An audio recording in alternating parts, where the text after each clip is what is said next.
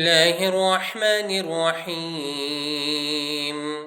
الحمد لله الذي أنزل على عبده الكتاب ولم يجعل له عوجا قيما لينذر بأسا شديدا من لدنه ويبشر